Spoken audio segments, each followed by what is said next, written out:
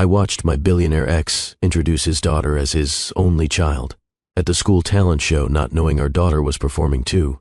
My ex-husband stood on that stage, microphone in hand, his voice warm and proud as it echoed through the auditorium. "Lawson, would you like to say a few words?" The principal had asked. And he did. Oh, he did. Meadow is my whole world. Everything I build, every company I grow, every investment I make, it's all for her future. Being her father is the greatest privilege of my life. She's my one and only child. My one and only child. I sat in the back row, hands trembling, watching 300 people applaud this beautiful declaration of fatherly love. And backstage, behind the velvet curtain he couldn't see, our daughter waited for her turn to perform. Ruby, 11 years old, his eyes, his smile, his daughter, the one he didn't know existed. Ruby Castellano, piano performance, number 14. That's what the program said.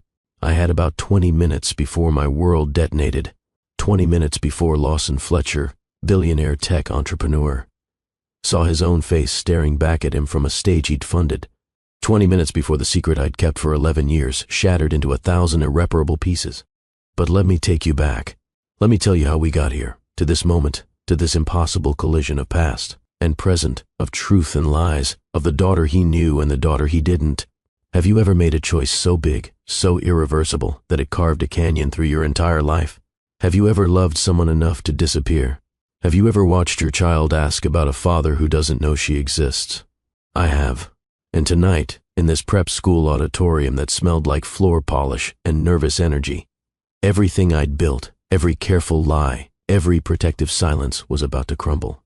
If you've ever kept a secret that could destroy everything, if you have ever had to choose between truth and protection, stay with me. Because what happened after that talent show, after my billionaire ex discovered the daughter I'd hidden from him, after our two worlds crashed together, it changed 5 lives forever. And I still don't know if I made the right choice, but I'm getting ahead of myself. Let me start at the beginning, the real beginning. Not 11 years ago when I made my choice, but tonight, in the spring of 2024, at Westridge Preparatory's annual talent showcase, where 2 half-sisters were about to perform on the same stage, where one father was about to have his perfect life imploded, and where I was about to face the man I'd loved and left, the man I'd erased from our daughter's life. The auditorium was packed. Parents clutched programs, phones already positioned to record their children's 15 seconds of glory. Some held bouquets. Others had cameras with lenses that probably cost more than my monthly rent.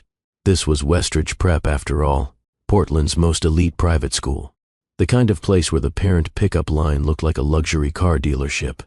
I didn't belong here. My 15-year-old Honda Civic in the parking lot was proof of that. But Ruby had earned her spot. Full academic scholarship, gifted program, top of her class in literally everything she touched. My brilliant, talented, beautiful girl who practiced piano until her fingers ached, who dreamed of being a concert pianist. Or a marine biologist, she couldn't decide which, who asked about her father with increasing frequency as she got older. Where does he live, Mom? Why can't I meet him? Does he know about me? Would he love me if he knew me? I'd lied, over and over, gentle lies, protective lies. He lives far away, sweetheart. He would love you if he knew you, baby. It's complicated, honey, but the truth was sitting in the 3rd row with his copper-haired girlfriend and the daughter he actually claimed. Mom, can you see okay from here?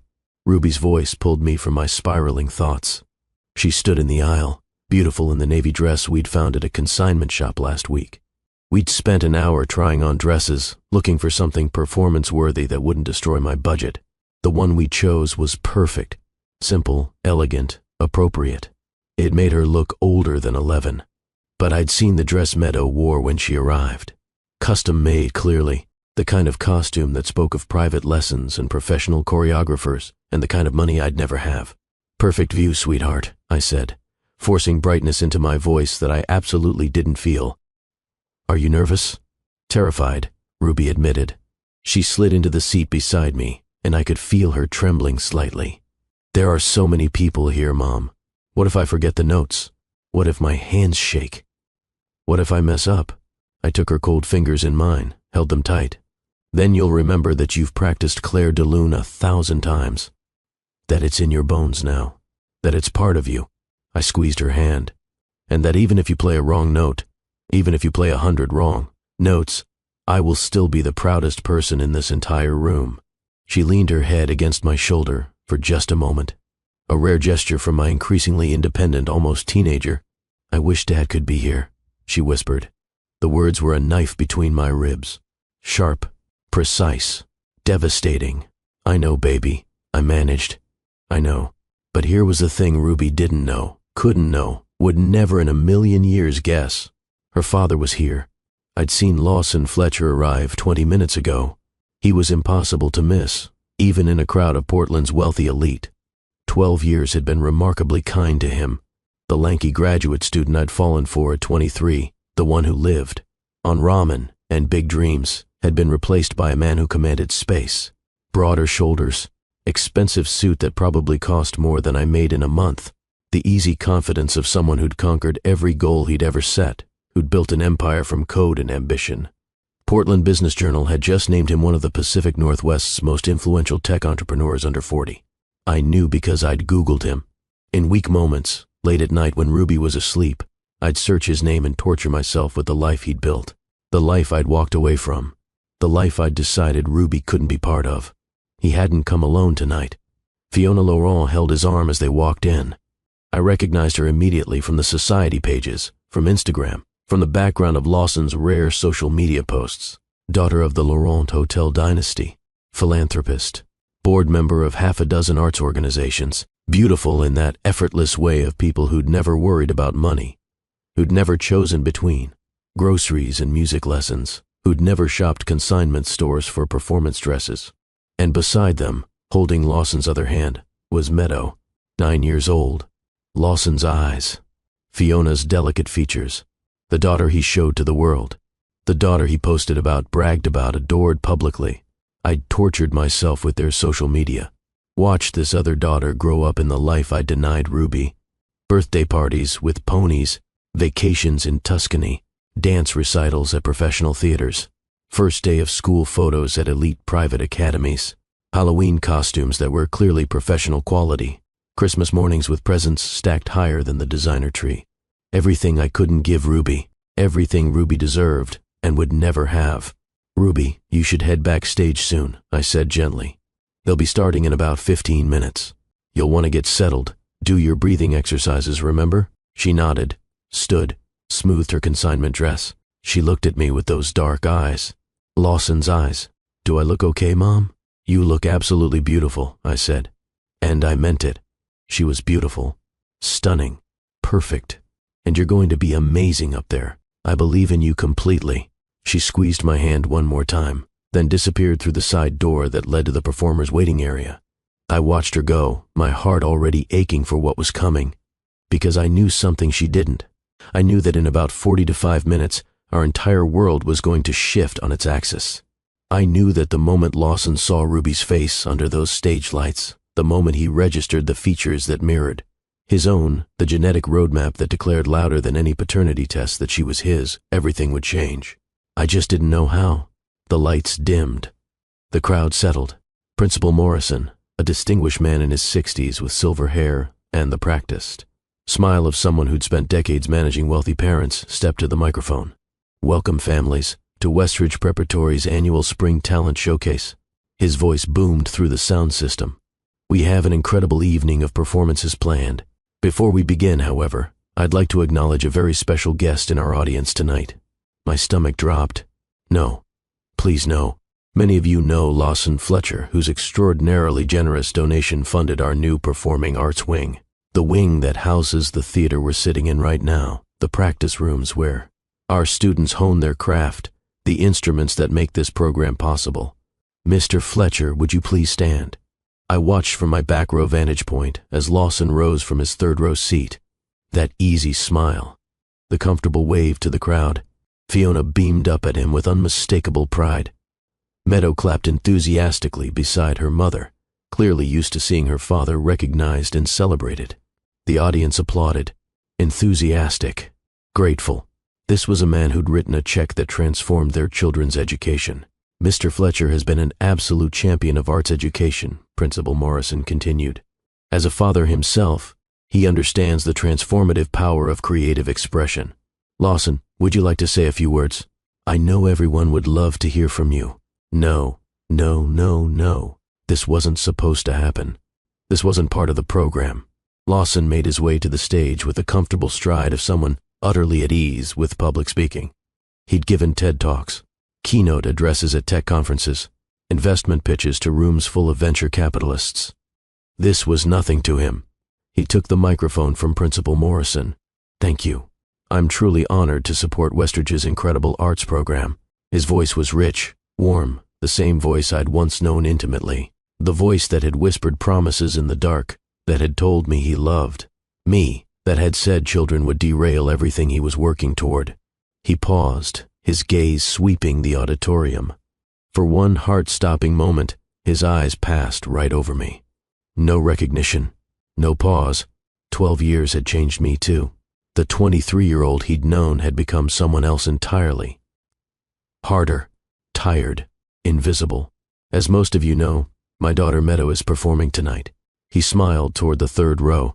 She's doing a contemporary dance piece she choreographed herself, and I couldn't be more proud. The audience made appreciative sounds.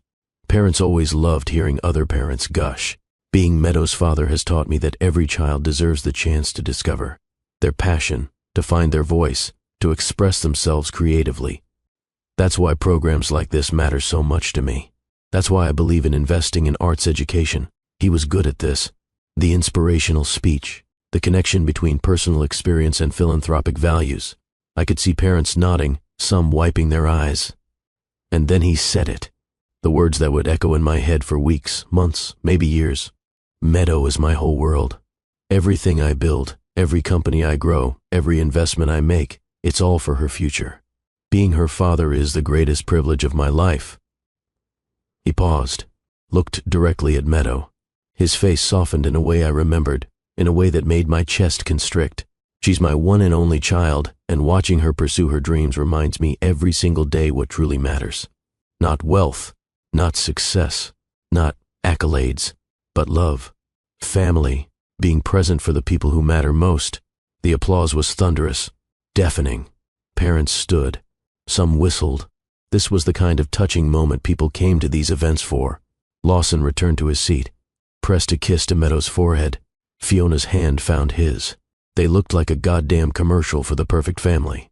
The beautiful couple, the talented daughter, the complete, unbroken unit. And somewhere backstage, my daughter, our daughter, the child he'd just publicly erased, prepared to perform on the piano his donation had purchased. I couldn't breathe. The auditorium walls pressed in, crushing my lungs. My vision tunneled. Around me, parents settled back into their seats, checking their phone cameras, adjusting recording angles. Everything was normal for them. Just another school talent show. Just another proud father giving a touching speech. But my world had just fractured. My one and only child. Not the daughter I'm raising. Not the child I know about. Not the child who lives with me. A complete, total, unambiguous declaration. Meadow was his sole heir. His singular legacy. His only daughter. How was I supposed to explain this to Ruby? How was I supposed to tell my brilliant, sensitive, already fragile about this topic daughter that the father she'd asked about her entire life, the father I'd promised would love her if he knew her, had just stood before hundreds of people and declared another girl his one and only child? The show began. Some kind of violin solo. A sixth grader, I think. I registered none of it. My mind spun, calculating, trying to figure out how to extract Ruby without her performing. Without the inevitable moment when Lawson would see her face and recognize himself in it. But I'd promised Ruby she could do this. Promised she could perform. She'd worked so hard, practiced until her fingers cramped, poured her whole heart into Debussy's notes. This was her moment, her achievement. I couldn't take it from her. Not even to protect her from what was coming. Not even to protect myself from the confrontation I wasn't ready for. The performances continued. A gymnastics routine that drew gasps. A magic act that got laughs. A poetry reading that was surprisingly moving. I absorbed none of it. Just watched the program, counting down. Number 8, the student announcer called. A sophomore girl, her voice bright and clear through the speakers. Meadow Fletcher, performing an original contemporary dance piece. My attention snapped fully back to the stage. This was her, the daughter he claimed, the daughter who existed in his world. Meadow walked out in a flowing costume, blues and silvers that caught the light. Her small frame somehow commanded the space. The music began, something modern, electronic, haunting, and she was good, really, genuinely good. Her movements were fluid, expressive, technically proficient, in a way that spoke of expensive training. Private lessons with professionals, the kind of instruction I could never afford for Ruby. She'd clearly been dancing for years, had probably started at 3 or 4, had access to the best teachers money could buy. Everything I couldn't give Ruby. I watched Lawson and Fiona in the third row. Their faces glowed with unmistakable adoration. Fiona's hand covered her mouth, eyes shining with tears of pride. Lawson leaned forward, completely absorbed, his expression soft with love. When Meadow finished with a graceful final pose, the applause was genuine and enthusiastic. She took her bow, her young face radiant. She found her parents in the audience, and her smile grew impossibly wider. The moment she exited the stage, she came bounding down the side steps. Lawson met her at the bottom, swept her into his arms, spun her around. I couldn't hear what he said, but I saw her giggle, saw her throw her arms around his neck, saw the pure, uncomplicated love between a father and daughter. It was beautiful, objectively beautiful, and it destroyed me. Because Ruby deserved that. She deserved to run to her father after a performance, to be swept up and spun and told she was amazing, to feel like someone's whole world, to know what it felt like when your father looked at you like you hung the moon. Instead, she had me, just me, working 2 jobs to afford tuition at a school where I didn't belong, where my car was the oldest in the lot, where other parents talked about vacation homes while I clipped coupons, sitting in the back row instead of the third, buying consignment dresses instead of custom costumes, being both mother and father, and never quite enough of either. 6 more performances passed.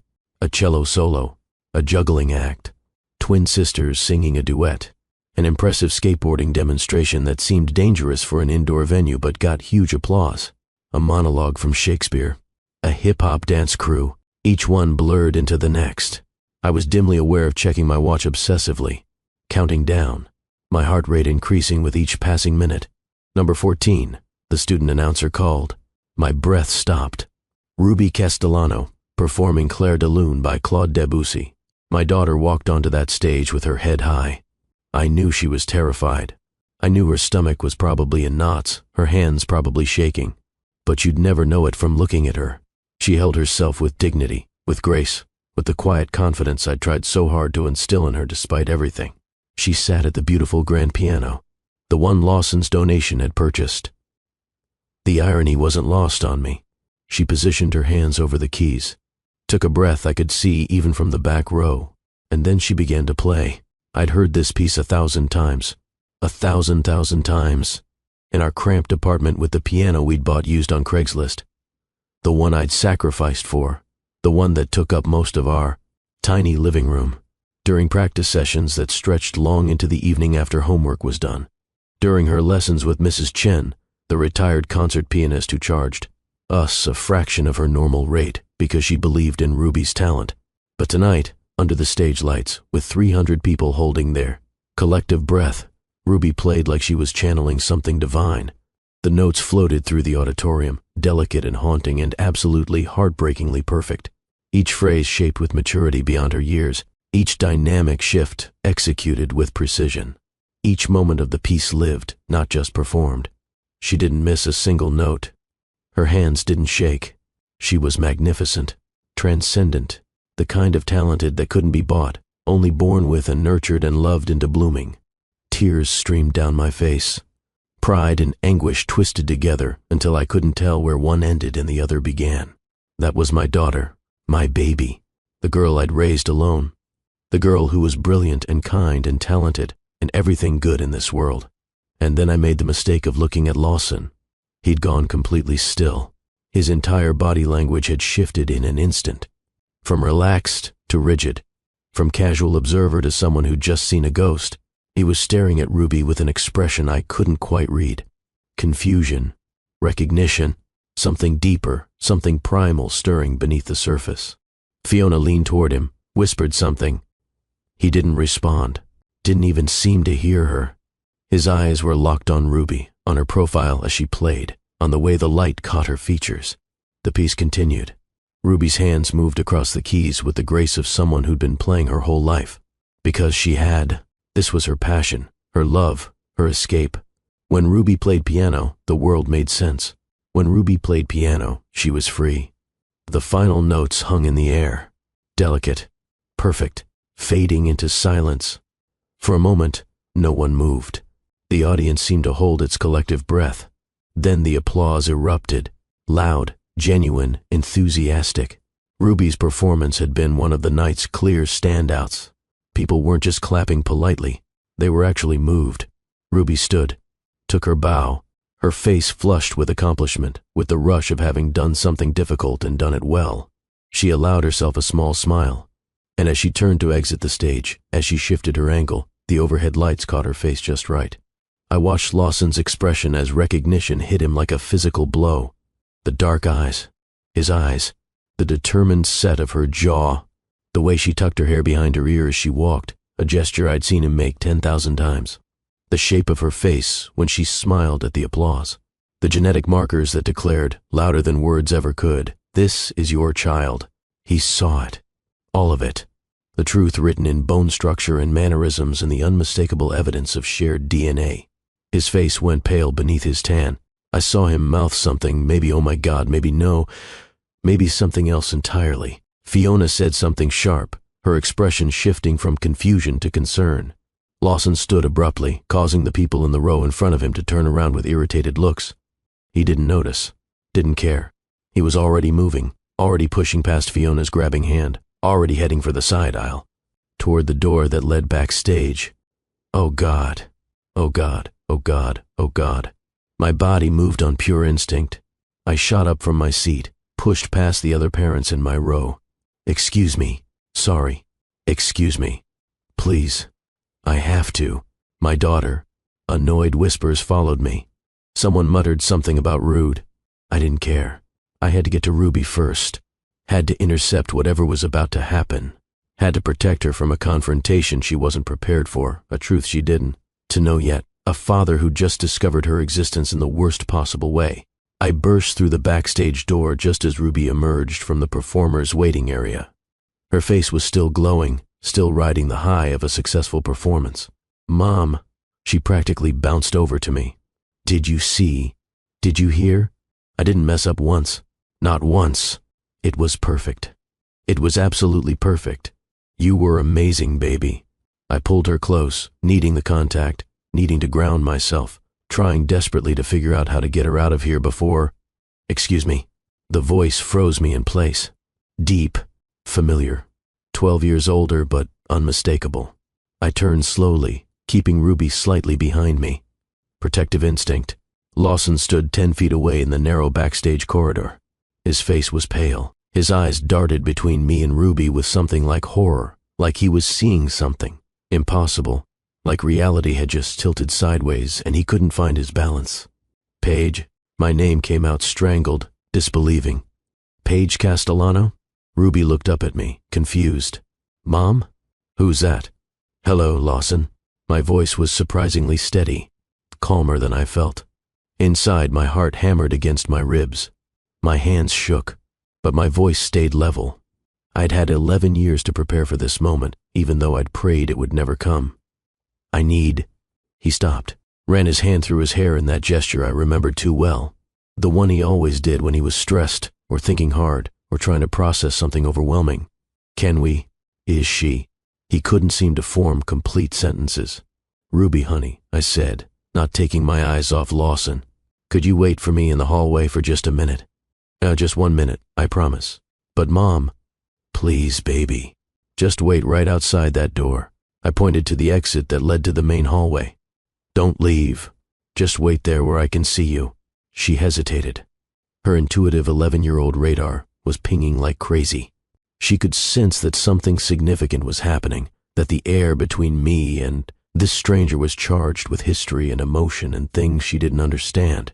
But she nodded. "Okay. 1 minute, though." 1 minute, I confirmed. She slipped past us, throwing one long, curious look over her shoulder at Lawson, before disappearing through the door. I watched to make sure she actually stopped in the hallway, that she was safe, that she wasn't running off somewhere I couldn't protect her. The moment she was out of earshot, Lawson closed the distance between us. Not close enough to touch, but close enough that I could see the fine lines around his eyes that hadn't been there 12 years ago.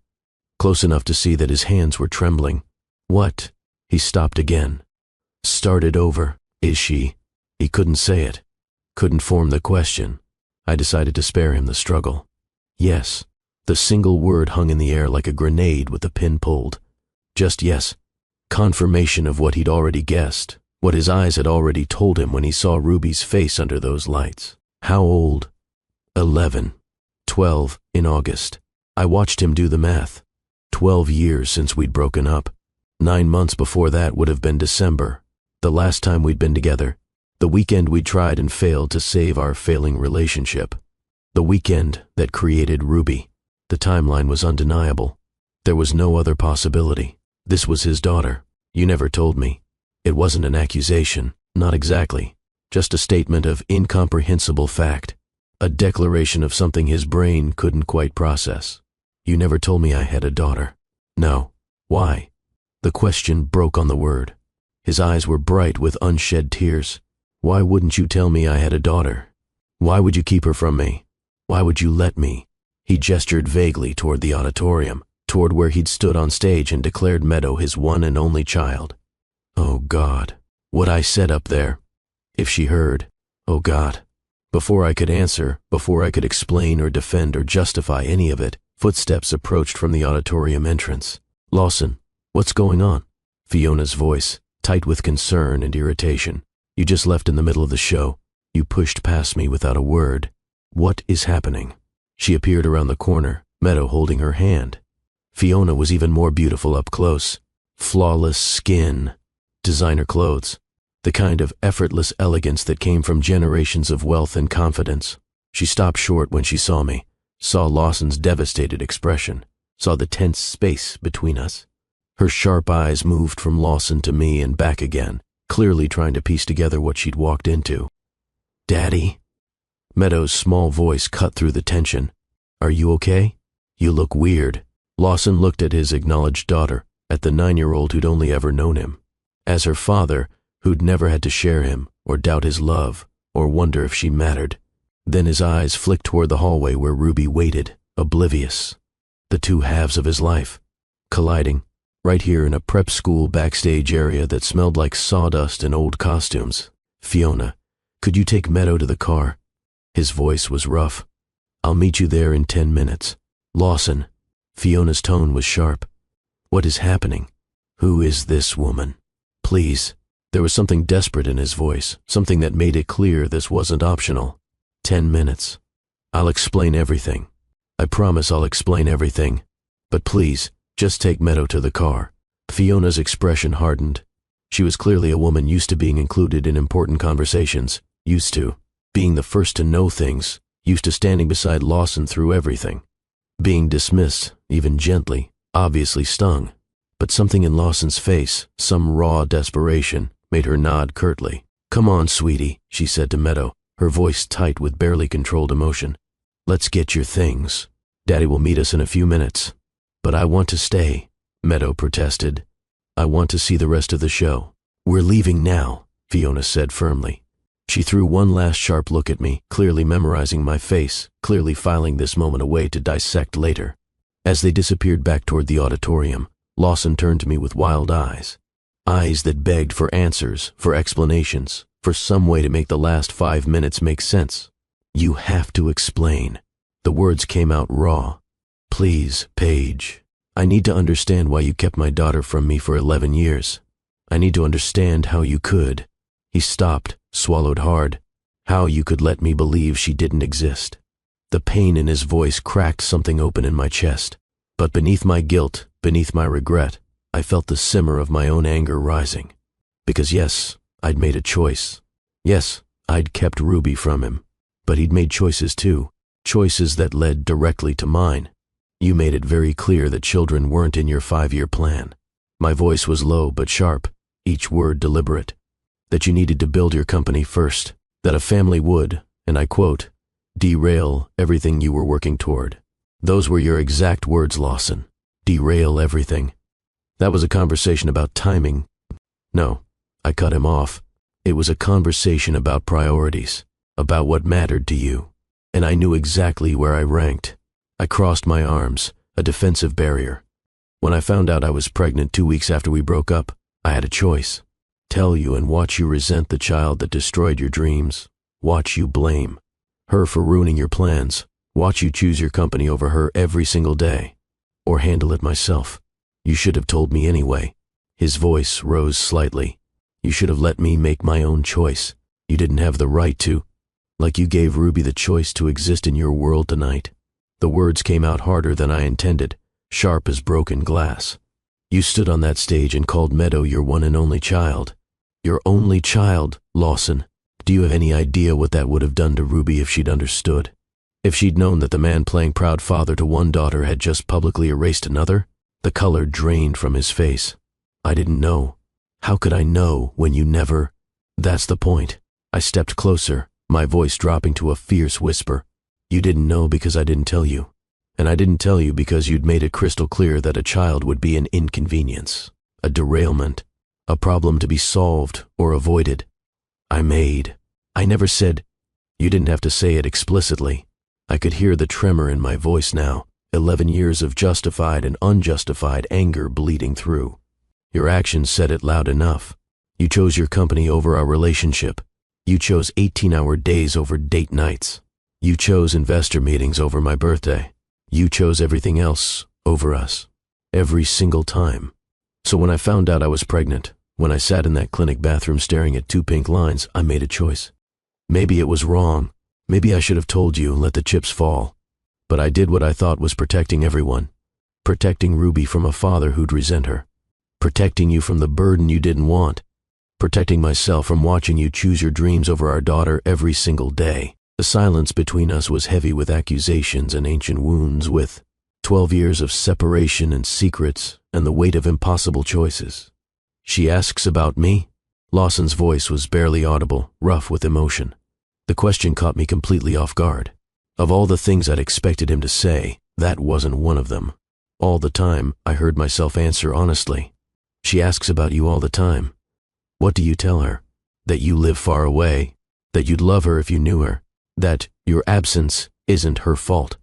My throat tightened with unshed tears. I've spent 11 years protecting her from the truth. That I made a choice that kept her from you. That you made choices that made me believe keeping her from you was the kindest option. Lawson's eyes were bright with tears now.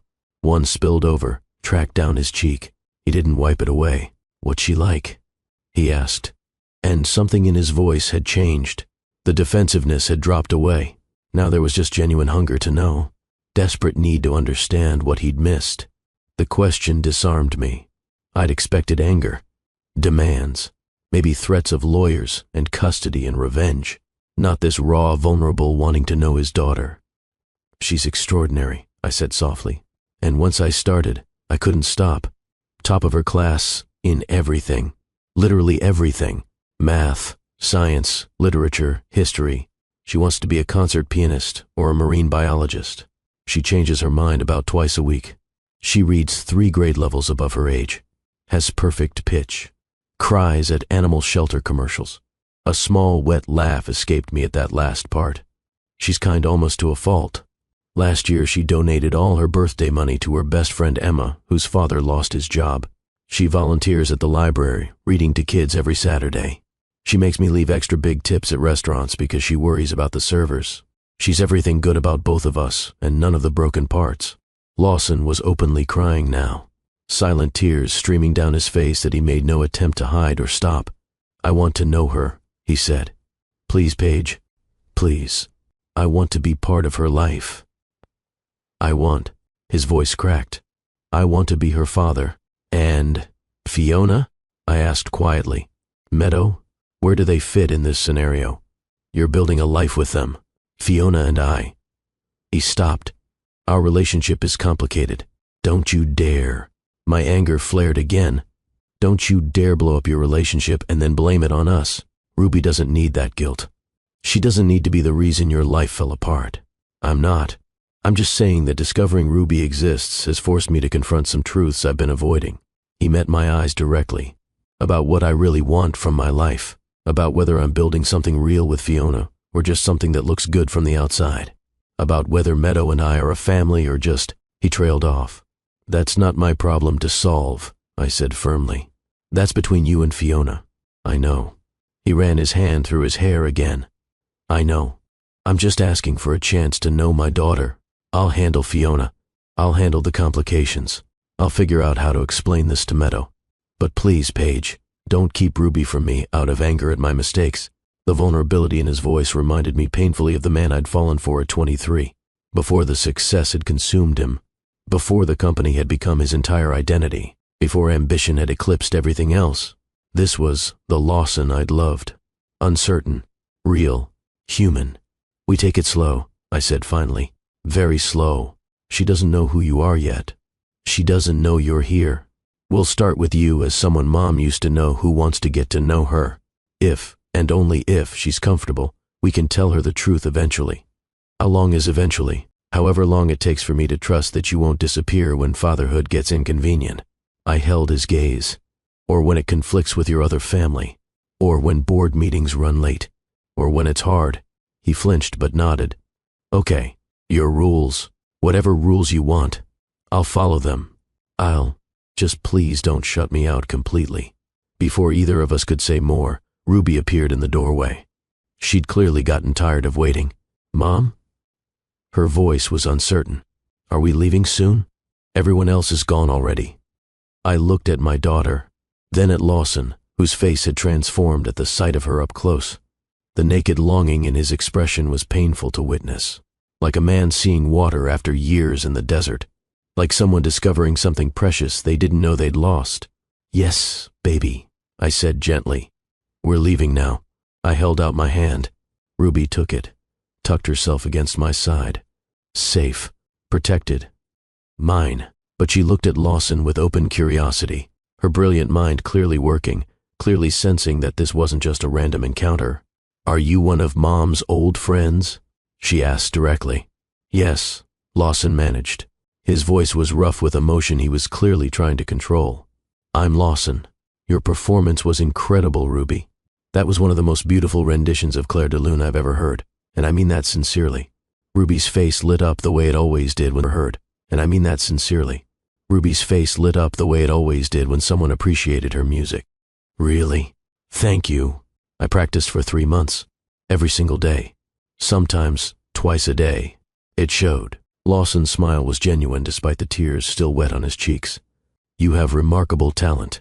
True gift. Ruby's been playing since she was 6, I interjected, my hand protective on her shoulder. She's won several regional competitions. She's really dedicated to her craft. Pride and regret warred visibly in Lawson's expression. Pride in her accomplishment. Devastating regret for all the milestones he'd missed. First recitals. First competitions. Years and years of a life lived without him. I'd love to hear you play again sometime, he said carefully, clearly trying not to overstep. If that would be okay with you and your mom. Ruby looked up at me questioningly. I forced a smile that felt like it might crack my face. We'll see, I said. Maybe. It was the best I could offer. As we walked to our car, Ruby was quiet beside me. Thinking. Processing. My daughter who noticed everything, who read people like books, who had emotional intelligence far beyond her years. We reached the Honda, parked far from the main entrance where the Tesla and Mercedes and BMWs clustered. I unlocked the doors. Ruby climbed in, buckled her seatbelt. I started the engine, pulled out of the parking lot. Made it 3 blocks before Ruby spoke. Mom? Yes, honey. That man seemed really sad about something. Kids. They saw everything. Missed nothing. Especially not Ruby. He's just dealing with some complicated grown-up stuff, I said carefully. Does it have to do with you? She turned to look at me, those dark eyes searching. He looked at you like he knew you. Like, really knew you. Not just old friends knew you. Something more. I chose my words carefully, aware that we were approaching territory I wasn't prepared for. We used to be close, I admitted, a long time ago. Before you were born. How close? Very close. Ruby absorbed this. I could practically hear her brilliant mind working through implications, piecing together clues. Mom? Her voice was different now. Smaller, uncertain. Yes, baby? Is he? She stopped. Started again. That man. Lawson. Is he my father? I nearly drove off the road. My hands jerked the wheel. The car swerved slightly before I corrected.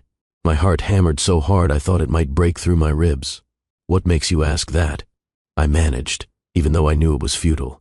Ruby had already figured it out. Of course she had. He has my eyes, she said simply. Exactly my eyes. And when he smiled at me, it looked like my smile in the mirror, like when I practice expressions for piano performances and watch myself, and he got really emotional watching me play, not like a stranger would, like it meant something personal. She paused.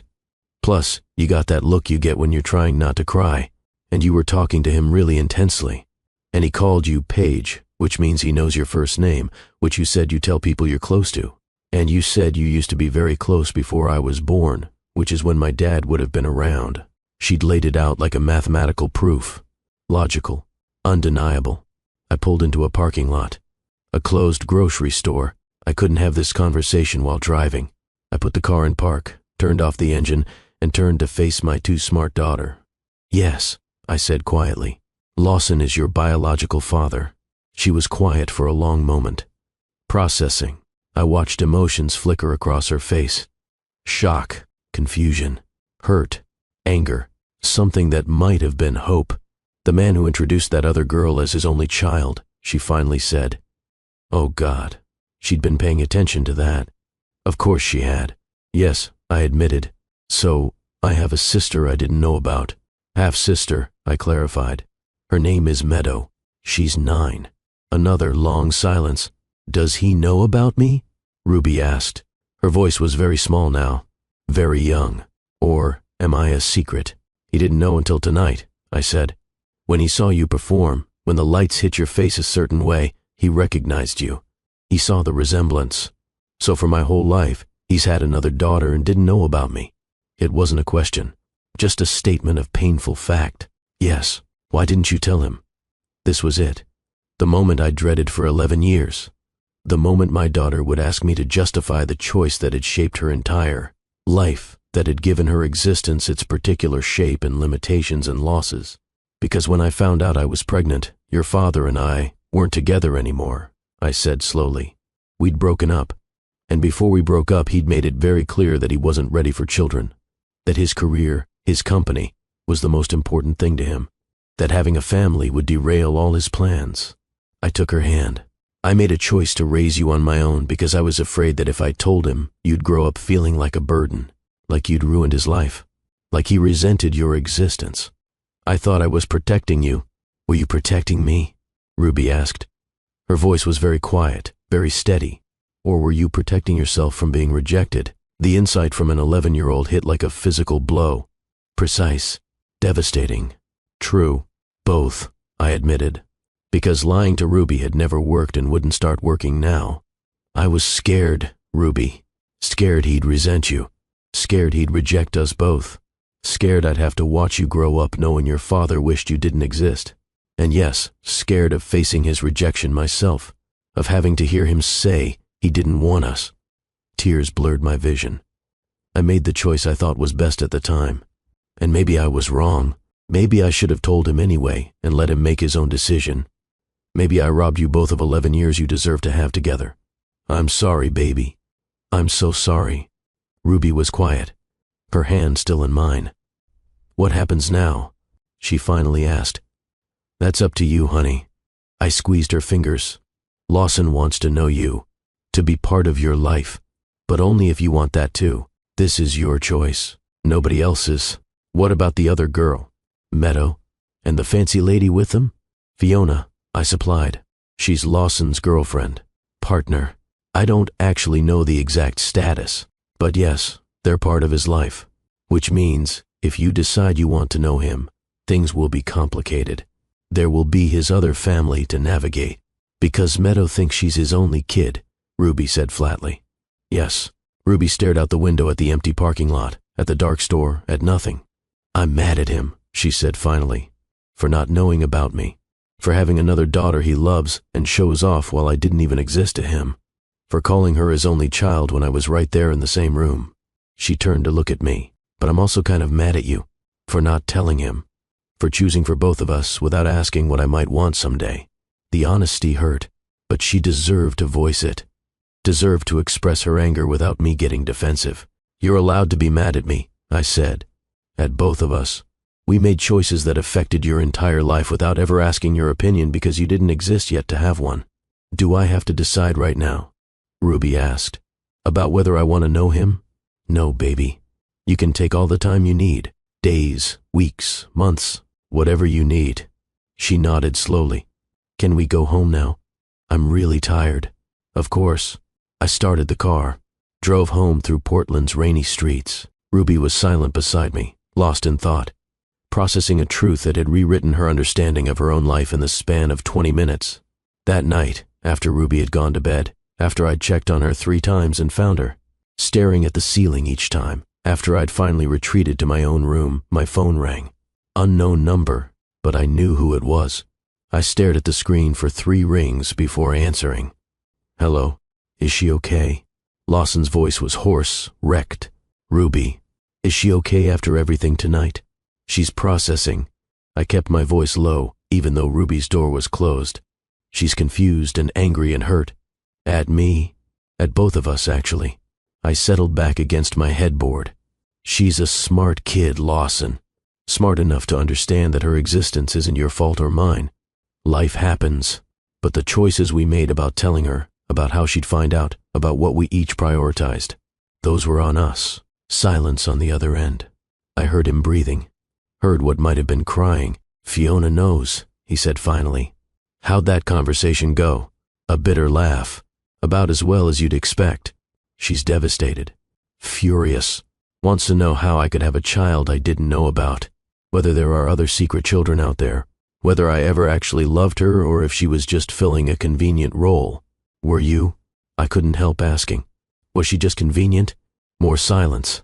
Longer this time. "I don't know anymore," he admitted. "I thought what we had was real. I thought we were building towards something.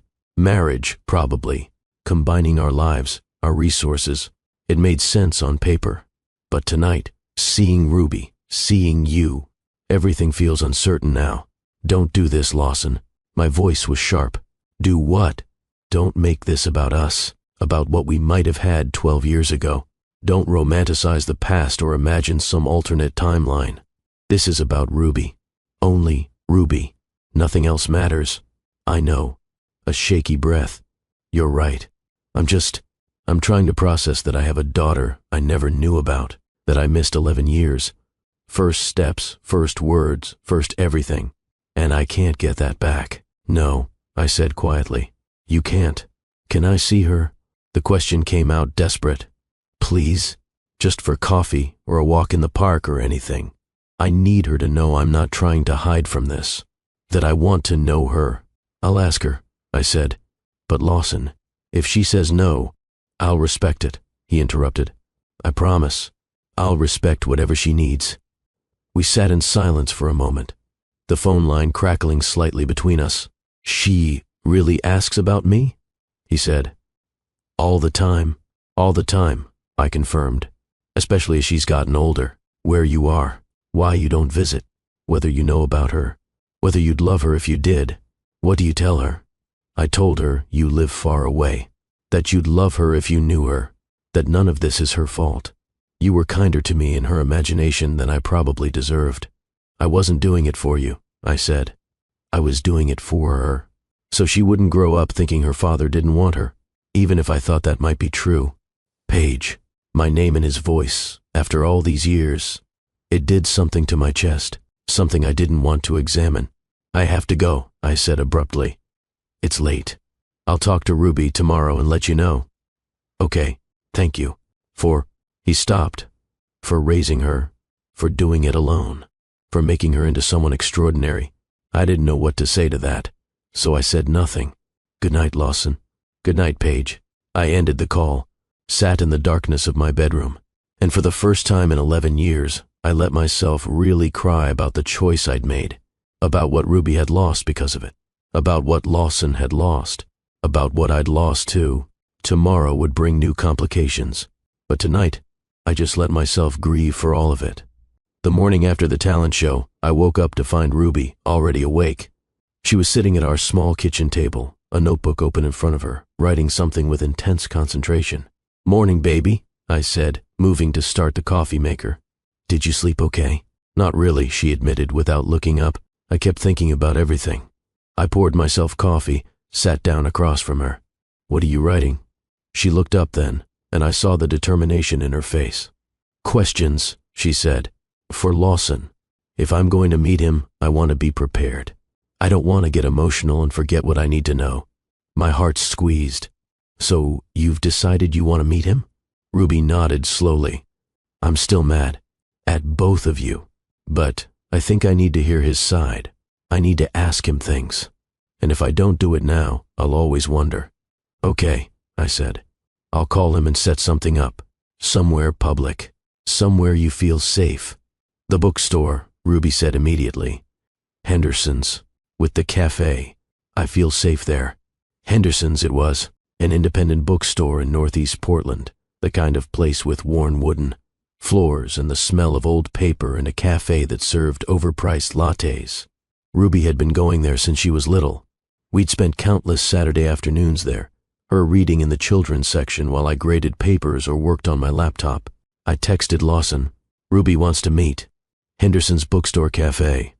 Tomorrow at 2. Come alone." His response was immediate. "Thank you. I'll be there. Thank you so much." The next day, we arrived 15 minutes early. Ruby wanted to scope out the location, choose exactly where she wanted to sit. She picked a booth in the back corner where she could see the entrance but felt protected by the high backs of the seats. She had her notebook, 3 pages of questions written in her careful handwriting. She'd numbered them, organized them by category. My methodical daughter, approaching this like a research project. Lawson arrived at exactly 2 o'clock. I saw him through the bookstore windows, pacing outside for a moment before coming in. He looked like he hadn't slept, rumpled, anxious, more human than I'd seen him in years.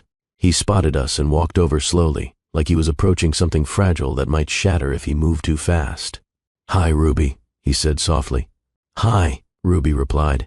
Her voice was steady, but I saw her hands tighten on her notebook. "Thank you for agreeing to meet me."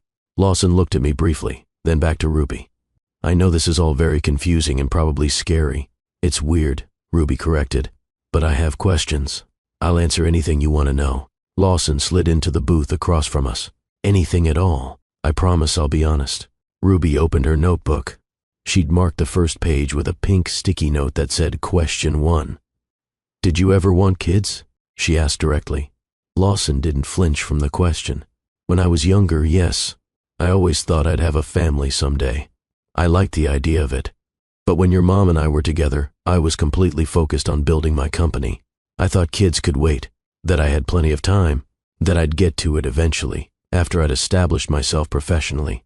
But you had Meadow only a year after you and Mom broke up," Ruby said. She was watching him carefully. "So it wasn't really about timing, was it? You just didn't want kids with my mom."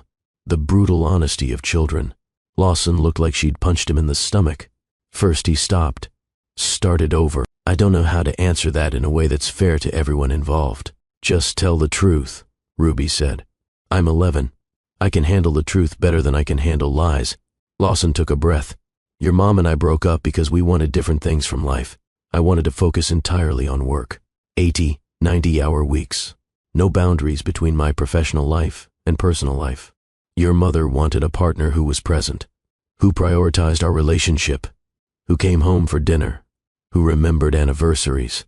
He met Ruby's eyes directly. "We weren't compatible anymore. The breakup was painful but necessary. And if I'd known about you, everything would have been different. I'm not saying I would have been a great father at 24. I probably would have made a lot of mistakes, but I would have tried. I would have wanted to know you. I would have wanted to be part of your life." Ruby made a note in her notebook. "Question 2, she said. "When you saw me at the talent show, did you know right away I was yours?" "Not right away," Lawson admitted. At first I just thought you were a talented performer. But when you turned to take your bow, when the lights hit your face at a certain angle, I saw myself. The resemblance was unmistakable. Your eyes, the way you move, even the way you tucked your hair behind your ear. I knew. How did that feel? Ruby asked. This wasn't on her list. She was going off script. Like the ground disappeared underneath me, Lawson said. Like reality had just rearranged itself into a completely different shape. Terrifying and wonderful and devastating all at once. Ruby made another note. Question 3. Are you embarrassed of me? Is that why you called Meadow your only child? Lawson's eyes filled with tears. Ruby, no, I'm not embarrassed of you. I didn't know you existed when I said that. If I had known, I never would have said it. Never. Do you understand? I had no idea you were in that auditorium. But you said it, Ruby countered. Her voice was steady, but I could hear the hurt underneath. And I was right there. Even if you didn't know, I heard my father tell hundreds of people that his other daughter was his only child. Do you know how much that hurt? To hear that and know he had no idea I existed. I can't imagine how much that hurt, Lawson said. His voice was rough with emotion. And I'm so sorry. If I could take it back, I would. If I could go back and do everything differently, I would. Ruby stared at him for a long moment. Then she made another note. Question 4. What about Meadow? Does she hate me now? For existing? Meadow doesn't know yet, Lawson said carefully. Not the full truth. Fiona and I are trying to figure out how to explain it in a way that doesn't hurt her or make her feel like her place in my life is threatened. She's going to hate me, Ruby said matter-of-factly. I would hate me if I were her. She had you all to herself her whole life, and now suddenly she has to share with some kids she didn't know existed. She might be angry at first, Lawson acknowledged. Change is hard, especially for kids. But Ruby, this isn't your fault. You didn't ask to be kept secret. You didn't ask for any of this. And if Meadow directs anger at you, that's something I'll have to help her work through. That's my job as her father. And yours, if you'll let me. Question 5. Ruby's voice was quieter now. What happens now? Do I have to come live with you sometimes? Do I have to pretend to be a family with you and Fiona and Meadow? No, Lawson said firmly. Nothing happens that you're not ready for. This goes at your pace, not mine, not anyone else's. If you want to see me once a month for coffee, we do that. If you want weekly dinners, we do that. If you need space and time, we do that. You're in control here. Ruby studied him, her 11-year-old eyes far too knowing. What do you want? She asked. Honestly, Lawson's voice cracked slightly. I want to know everything about you. What you like, what you hate, what makes you laugh, what scares you. I want to come to your piano recitals, help you with homework, hear about your day, be your father in whatever way you'll allow. But what I want doesn't matter as much as what you need. Ruby closed her notebook. She looked at me. Can I talk to Mom alone for a minute? Of course. Lawson stood immediately. I'll be over by the magazine section. Once he was out of earshot, Ruby turned to me. He seems sincere, she said. He does, I agreed. But I'm still really mad about everything. That's completely fair. I don't know if I want him in my life, Ruby said slowly. But I also kind of want to know what it would be like to have a dad who shows up, who cares, who wants to be there. She looked down at her hands. Is that stupid? To want that even though he didn't know about me for my whole life? It's not stupid at all, baby. I pulled her close. It's completely normal to want to know your father, to want that relationship. What do you think I should do? I think you should do whatever feels right to you, I said. If you want to give him a chance, I'll support that. If you want to walk away, I'll support that too. This is your choice, yours alone. She was quiet, thinking. I watched her process, weighing options with a seriousness that broke my heart. Can we try? She finally said, like, slowly. See if he actually means what he says. But if he messes up, if he's not consistent, I'm done. For real, absolutely, I said. Those are very reasonable terms. Ruby nodded. Okay. Tell him okay. The rebuilding started slowly, carefully.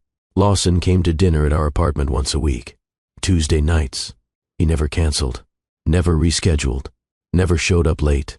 He'd bring groceries sometimes, ask what we needed, offer to help with dishes. He was tentative around Ruby at first, clearly terrified of saying the wrong thing, of pushing too hard, of scaring her away. But gradually, Ruby softened. She started telling him about school, about her piano teacher, Mrs. Chen, about the marine biology documentary she'd watched, about her best friend, Emma. Lawson listened like every word was precious, asked follow-up questions, remembered details for the next visit. He helped her with math homework, which was my weak point, sat beside her at our cramped kitchen table, walking her through algebraic equations with patience I'd never seen from him before.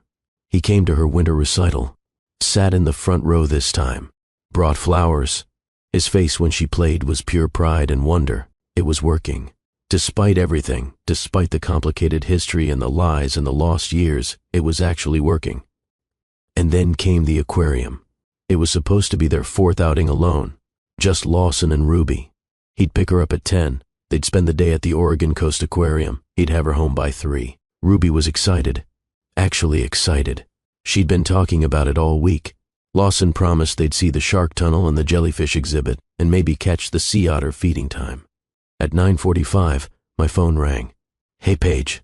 Lawson's voice was off. Tight. "So, slight situation." My stomach dropped. "What situation?" "Fiona saw my calendar, and she's bringing Meadow to the aquarium. She thought it would be nice for the girls to spend time together, to start building a sisterly relationship." "Isn't that great?" My blood turned to ice. "You did what?" "I didn't plan this. Fiona just showed up at my place with Meadow." "But this could be good, right? The girls' meeting? Starting to form a bond?" "Put Ruby on the phone," I said. My voice was deadly calm. "Right now, Paige, maybe we should put my daughter on the phone immediately, or I'm calling the police." I wasn't joking. A pause. Rustling. Then Ruby's small voice. "Mom? Baby, are you comfortable with this? With Meadow being there?" "I guess." Ruby's voice was uncertain. "I mean, Lawson's other daughter is here, Meadow, and Fiona keeps staring at me weird and asking me questions." "What kind of questions?" "Like why I don't visit Lawson's house, and why nobody told her about me before, and whether I look like Lawson and—" Her voice dropped to a whisper. "Mom, Fiona looks really upset, like she's trying not to cry. And Meadow seems really confused. She keeps asking her mom what's happening." I was already grabbing my keys. "Ruby, honey, put Lawson back on the phone." "Paige," Lawson started. "You have exactly 10 minutes to get my daughter to the aquarium main entrance," I said. 10 minutes. "Or I'm calling the police and reporting that you've taken my child without my permission into a situation I did not approve. Do you understand me? That's not fair." 9 minutes and 45 seconds. I hung up. I drove to the aquarium in a white-hot rage, breaking every speed limit, not caring. My daughter had been ambushed, thrown into an uncomfortable situation with Lawson's girlfriend without warning, without preparation, without any consideration for how that might feel. When I arrived, Ruby stood at the main entrance with Lawson. Her face was blotchy from crying. Fiona and Meadow were nowhere in sight. "Get in the car, baby." My voice was gentle with Ruby, lethal when I turned to Lawson. "Now." Ruby practically ran to my car, climbed in, shut the door. I watched her through the window, saw her curl into herself. Then I turned the full force of my fury on Lawson. "You ambushed my 11-year-old daughter," I said quietly. "Dangerously. You threw her into a situation with your girlfriend and your other daughter without warning, without preparation, without considering for one single second how that might feel for her. Fiona showed up.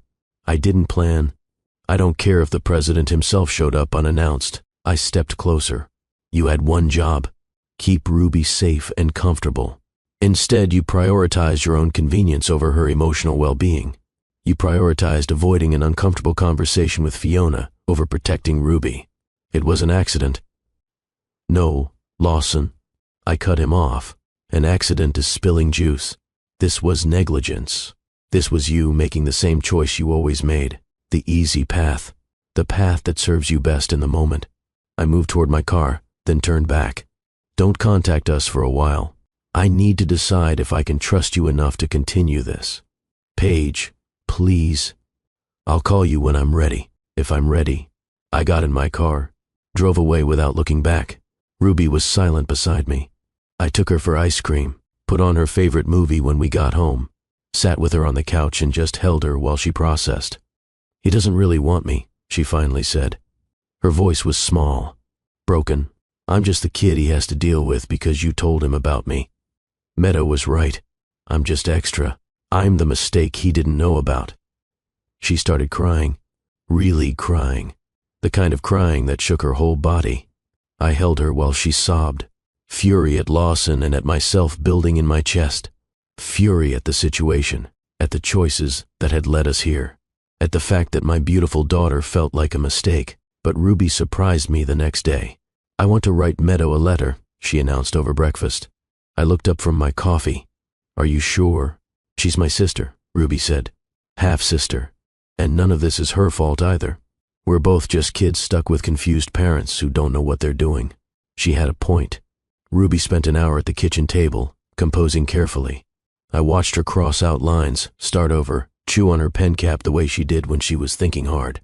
Finally, she handed it to me. "Can you read it and tell me if it's okay?" I read, "Dear Meadow, I know you're probably really confused about me. I'm Lawson's daughter from before he met your mom.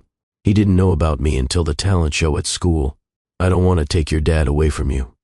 I know what it's like to not have a dad around, and it's really lonely. I don't want you to feel like that. Maybe we could be friends, even though this is all really weird and complicated.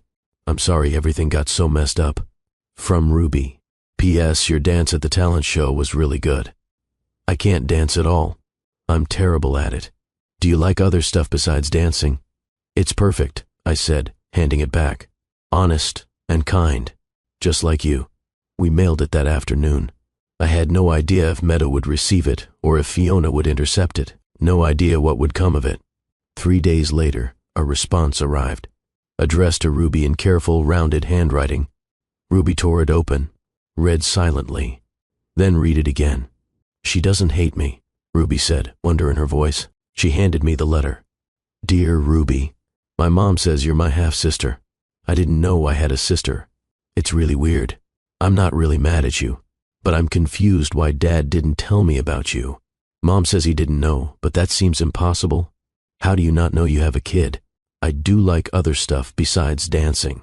I like drawing and horses and reading fantasy books. What do you like? Do you want to meet for real? Not with the parents being weird?" From Meadow. Ruby read the letter 3 times. Then she looked up at me with tentative hope in her eyes. "Can I write back? Can I maybe meet her?" "Of course, baby. Of course you can." And so began a correspondence between 2 sisters, navigating the mess their parents had made, finding their way to each other despite everything. They exchanged 5 letters before they asked to meet. We arranged it carefully. A park, public, both mothers present, but at a distance. I watched Ruby and Meadow sit on a bench together, awkward at first, then gradually warming. Ruby showed Meadow something on her phone. Meadow laughed. They walked to the duck pond, threw pieces of bread Ruby had brought. Fiona stood beside me, both of us watching our daughters from 50 feet away. "She looks like him," Fiona said quietly. "Your daughter. The resemblance is striking." "Yes," I said. "I'm not angry at you," Fiona said. Or at her. "This isn't your fault. It's just..." She stopped. "It's made me realize some things about my relationship with Lawson, about whether we were ever building something real or just something convenient." "I know that feeling," I said. We stood in silence watching the girls, united by loving complicated men and raising daughters who deserved better than the situations we'd put them in. 2 months after the aquarium disaster, Lawson called again. "I know you said not to contact you," he started, "but I need you to hear something. Please, just 5 minutes." Against my better judgment, I agreed to meet him. Same cafe where Ruby had asked her questions. Full circle. He looked different when he walked in. Tired, but somehow lighter, less burdened. "I ended things with Fiona," he said without preamble. "I hadn't expected that." "Oh, not because of Ruby, or not only because of Ruby." He ran his hand through his hair. "She was the catalyst. But the truth is, Fiona and I were building something that looked good from the outside but was hollow inside. We stayed together because it made sense. Similar backgrounds, similar goals. Good for both our public images. He met my eyes, But there was no real foundation, no genuine intimacy. We were partners in building a life, but not in actually living one. Does that make sense? It does, I admitted. Ruby forced me to look at that, he continued. Forced me to confront what I actually want versus what I thought I should want. And I realized I'd been living my life like a business plan, optimizing for outcomes instead of actually experiencing anything. That's very introspective of you, I said. But Lawson, that's not my problem to solve. I know. He pulled out his phone, showed me something. I'm stepping down as CEO of my company, moving to chairman of the board. Fewer daily responsibilities, more flexibility, more time. I stared at him. You're stepping down? You're walking away from the company you built? Not walking away, just stepping back. He put his phone away. I spent 12 years building a company, Paige. I want to spend the next 12 building relationships with my daughters, both of them. I want to actually be present for their lives. Words are easy, I said. Actions are what matter. I know. That's why I'm asking for a chance to show you through actions. Let me prove I've changed. Please. I thought about Ruby, about the careful hope I'd seen growing in her eyes before the aquarium disaster, about the letters she and Meadow had been exchanging, about whether Lawson deserved another chance, or if I was being naive. One more chance, I said finally. But Lawson, if you hurt her again, if you flake, or prioritize something else or make her feel like she's not important, we're done. For real. Forever. I won't, he said. I promise you, I won't. The second attempt went better. Lawson showed up consistently. Tuesday dinners, never missed. Ruby's piano recitals, front row every time. Her science fair, cheering louder than anyone. When she got the flu, he brought soup and sat with her, reading aloud from her favorite books while I went to work. He was present. Actually, genuinely, consistently present. And I watched Ruby bloom under his attention. Watched her open up. Watched the careful walls she'd built start to come down. She started calling him Dad. Not all the time, but occasionally, casually, like it was no big deal, even though it was the biggest deal in the world. Hey Dad, can you help me with this math problem? Dad, did you see that article about bioluminescent jellyfish? Dad, Mrs. Chen says I should audition for the youth orchestra. Do you think I'm ready? Every time she said it, Lawson's face did this thing. Like he was trying not to cry. Like he couldn't quite believe he got to be called that. Ruby and Meadow became actual sisters, not in the traditional way. They didn't live together, didn't share rooms or clothes or the daily friction of sibling life. But they talked on the phone, video chatted, met up every other weekend. Meadow came to Ruby's piano recitals. Ruby went to Meadow's art shows. They were building something real, something that belonged to them, not to their parents' complicated history. And me? I watched Lawson transform, watched him show up day after day, week after week, month after month. Watched him choose Ruby over work calls, over meetings, over the things that used to consume him. One Tuesday, 6 months into the second attempt, Lawson stayed after dinner to help Ruby with a history project. They were sprawled on our living room floor, construction paper and markers everywhere, building some kind of diorama. I watched from the kitchen, pretending to clean up but actually just observing. The way Lawson listened when Ruby explained her vision for the project. The way he followed her lead, let her be in charge. The way he praised her creativity. This was who he'd become. Or maybe who he'd always been underneath the ambition and the drive. The man I'd fallen for at 23, before success had consumed him. And I realized, with a jolt that felt like touching a live wire, that I was falling for him again. Not the memory of who he'd been, but this version, humbled, present, transformed by loss and the commitment to do better. It terrified me. If you've made it this far in this story, if you're invested in whether Ruby and her father can truly heal, if you believe people can change, I need you to do something. Hit that like button. Share this with someone who needs to hear about second chances and forgiveness. Drop a comment and tell me, have you ever had to forgive someone who hurt you deeply?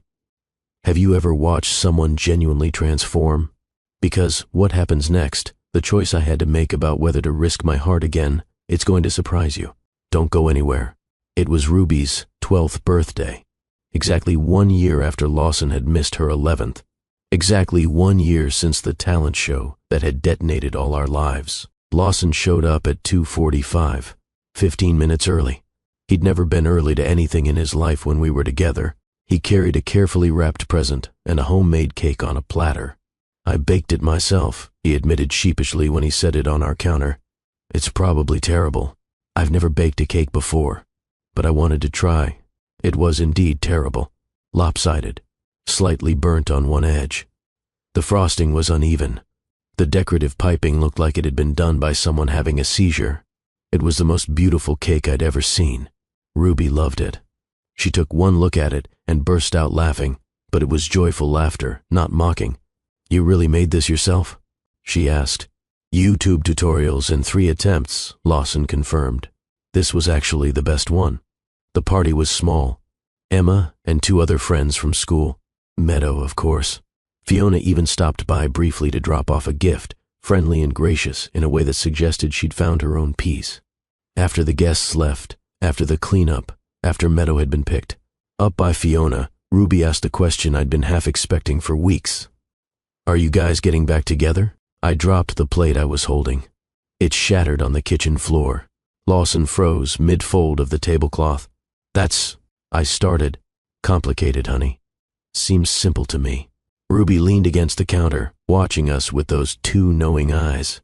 "You look at each other all googly now, and you smile more when he's around, Mom. And he's here like, all the time. Not just for Tuesday dinners anymore." She had a point. Lawson had been finding excuses to come by. Dropping off books he thought Ruby might like. Bringing coffee for me on Saturday mornings. Staying later and later after dinners to talk. "Well, Ruby," Lawson said slowly, "that would depend entirely on your mom." My heart stopped. "It would?" Lawson set down the tablecloth, looked at me directly. "I love your mother," he said. "Not to me. To Ruby." But his eyes never left mine. I never stopped loving her, even when I was too much of an idiot to realize it, even when I was prioritizing all the wrong things. And I'd very much like to build something real with her, if she'd have me. Ruby looked delighted, but she had one more question. "What about Meadow? Would she be okay with that?" "I actually talked to Meadow about it last week," Lawson said. "She said, and I quote, 'Ruby's mom is way nicer than you deserve, Dad, but if she makes you happy and makes Ruby happy, then I guess it's okay.'" Despite everything, I laughed. That sounded exactly like Meadow. Ruby looked at me expectantly. "Well, Mom, what do you think? How did you explain 12 years of complicated history to a 12-year-old? How did you admit that despite the pain and betrayal and anger, you'd been falling in love all over again?" "Your father hurt me very badly once," I said carefully. "When we were young, and I'm scared it might happen again." Lawson stepped closer. "Then let me spend the rest of my life proving it won't. Let me show you every single day that I've learned what actually matters. That I'm not the man who chose ambition over love anymore. That I'm not the man who would miss his daughter's birthday or forget anniversaries or put work first." He took my hand. "I'm not asking you to marry me tonight. I'm not even asking you to officially call this dating. I'm just asking you to consider the possibility that maybe, just maybe, we could try again. Build something better than before. Something honest and present and real." I looked at this man, familiar yet transformed, broken down and rebuilt into something more genuine, more human. Then I looked at Ruby, who was practically vibrating with poorly contained excitement. "One condition," I said. "Anything," Lawson replied immediately. "We go slow. We do this right, with intention and care and communication. And if at any point this affects Ruby negatively, if it confuses her or hurts her or makes her feel unstable, we stop. She comes first. Always." "Agreed," Lawson said. "Completely agreed." "And Lawson?" I squeezed his hand. "If you hurt either of us again—" "I won't," he interrupted. "I promise you, I won't. I spent 12 years building companies and making money and achieving success. And none of it mattered.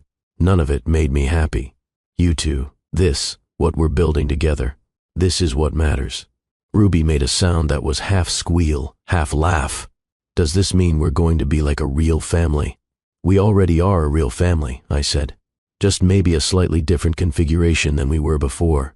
6 months later, Lawson and I sat in a small restaurant. Intimate, candlelit, the kind of place that didn't take reservations unless you knew someone. "This is nice," I said, sipping wine that probably cost more than my weekly grocery budget. "What's the occasion?" "Can't a man take the mother of his daughters to dinner?" Lawson smiled at me across the table. Daughters, plural, I corrected. You have two now. Remember? How could I forget? Lawson laughed. Meadow texted me 17 times today about her riding competition next week. She's panicking about whether her horse is ready. And Ruby sent me 4 articles about marine biology programs at Monterey, complete, with a cost-benefit analysis of why she should go to summer camp there. Are you going to let her? Probably. She made a very compelling PowerPoint presentation, color-coded slides and everything. I laughed. That was my daughter. Thorough to a fault. We ordered food, talked about the girls, about Lawson's company, about my work, about everything and nothing. It felt easy, natural, like we'd been doing this for years instead of months. After dessert, Lawson reached across the table, took my hand. Paige, there's actually something I wanted to talk to you about. My stomach flipped. A good flip, but still. Okay? We've been doing this, dating, rebuilding, whatever we're calling it, for 6 months now. And every single day, I fall more in love with you, with the life we're building, with the family we're creating together. Lawson, I'm not rushing you, he continued. I just need you to know that this isn't temporary for me. This isn't some phase or rekindled nostalgia. You and Ruby and Meadow and the life we're building, you're everything to me. You're what I should have prioritized 12 years ago. He squeezed my hand. I know I can't get those years back. I know I missed too much. But I'm here now. Completely here. And I'm not going anywhere. Tears blurred my vision. You're sure? Because if you're going to change your mind, if work is going to consume you again, I've never been more sure of anything, he said firmly. I wasted 12 years not being with you. I don't want to waste another day. I love you, I whispered. I'm terrified, and we have so much complicated history, and we're going to have to navigate co-parenting and blended family dynamics and all of it. But I love you. It's not stupid, Lawson said, and we'll figure out the complicated parts together. All of it. As a team. He pulled something from his pocket. A small box. My heart stopped. I said I wasn't proposing tonight, and I'm not, he said quickly. But I wanted you to have this, as a promise, that I'm committed, that I'm in this, that when you're ready, whenever that is, I'll be here. He opened the box. Inside was a simple silver ring. Beautiful, understated, perfect. It's a promise ring, he explained, like we're teenagers. I know it's cheesy, but I wanted you to have something tangible, something that reminds you that I'm serious about us. I let him slip it onto my right hand. It fit perfectly. Thank you, I managed, for showing up, for changing, for proving that people can actually transform if they want it badly enough. Thank you for giving me the chance, Lawson said, for letting me know Ruby, for not shutting me out completely when you had every right to. We sat there, hands linked across the table, wine glasses empty, the restaurant gradually emptying around us. We had a long road ahead. Blended families were never simple. There would be challenges, conflicts, moments of doubt. Ruby was entering her teenage years. Meadow would need reassurance that she wasn't being replaced. We'd have to navigate holidays and schedules and all the logistical nightmares of modern co-parenting. But for the first time in 12 years, I felt hopeful. Not the naive hope of my early 20s that believed love conquered all, but the earned, hard-won hope of someone who'd survived loss and rebuilt something stronger. 2 years later, our backyard was filled with people. Friends, family, colleagues from both our lives. Kids running between adults with the chaotic energy of a summer barbecue. It was loud, messy, perfect. Ruby, now 14, sat at the piano we'd moved onto the deck specifically for this party. She was playing for anyone who'd listen, and most people were listening. She'd been accepted to a prestigious summer music program at Juilliard and wouldn't stop talking about it. Her playing had gotten even better, more nuanced, more emotionally complex. Meadow, 12, was showing off her latest drawings to a cluster of relatives. She'd become quite the artist, selling pieces at local youth exhibitions. Her work hung in our hallway, mixed with Ruby's competition certificates and family photos. And in my arms, bundled in a soft blue blanket despite the summer heat, was the newest addition to our complicated family tree. He looks like you, Fiona said, appearing beside me. Her fiancé, a kind man named Marcus who worked in sustainable architecture, stood beside her. Fiona had surprised everyone by becoming genuinely friendly over the past 2 years. We'd bonded over the shared experience of loving difficult men, of raising strong daughters, of navigating complex family dynamics. He has Lawson's nose, I said, looking down at our 3-month-old son. Poor thing. Hey, Lawson appeared, slipping his arm around my waist. Careful not to jostle the baby. My nose is distinguished. It's been broken twice, I reminded him. Which makes it distinguished, he insisted. Fiona laughed. I'm going to find the girls. They were whispering earlier and plotting something. I want to make sure it's not too mischievous. As she walked away, Lawson pulled me closer. The baby slept peacefully between us, oblivious to the party happening around him. Happy? Lawson asked quietly. I looked around at the scene. Ruby finishing her piece to enthusiastic applause. Meadow showing her art with pride. Friends and family mingling. The evidence of a life fully lived, fully shared. This wasn't the life I'd imagined at 23, pregnant and alone and terrified in that clinic bathroom. It wasn't the future I'd mapped out when I made the choice to raise Ruby by myself. It was better. Yeah, I said, leaning into him. I'm happy. Ruby finished her piece. The crowd applauded. She took a bow, then looked over at us and grinned. Dad, she called out. You promised you'd do karaoke. Don't think I forgot. Lawson groaned. I was really hoping she'd forget. Never going to happen, Meadow chimed in, appearing with a microphone and a mischievous smile that reminded me so much of Lawson. We already picked your song. No backing out. This is going to be terrible, Lawson muttered. But he was smiling as he handed me the baby and walked toward the makeshift karaoke stage the girls had set up. Both daughters flanking him like bodyguards, both of them laughing already at the song they'd chosen. I watched them. This family we'd accidentally created, then deliberately rebuilt. Not traditional, not simple, not without scars and complications, but real, genuine, built on the foundation of people who kept showing up even when it was hard. As Lawson absolutely butchered a Beatles song while both daughters laughed and clapped, while the baby slept in my arms, while friends and family cheered, I felt something settle in my chest. Peace, not the absence of challenges. We still had those. Ruby was entering high school. Meadow was navigating middle school. The baby would bring new complications. Lawson's company still demanded time. My work still required attention. Blended family dynamics still needed constant navigation. But we were doing it together. All of us. Messy and imperfect and wonderfully, beautifully real. I looked down at my son, at the ring on my left hand now, at the wedding band that matched the one on Lawson's finger. We'd gotten married 6 months ago. Small ceremony. Just family and close friends. Ruby and Meadow as co-maids of honor, bickering about dress colors and flower arrangements in the way real sisters did. This family wasn't built from ideal circumstances or perfect choices. We were built from people who made mistakes and apologized and tried again, who learned that love isn't about grand gestures or sweeping declarations.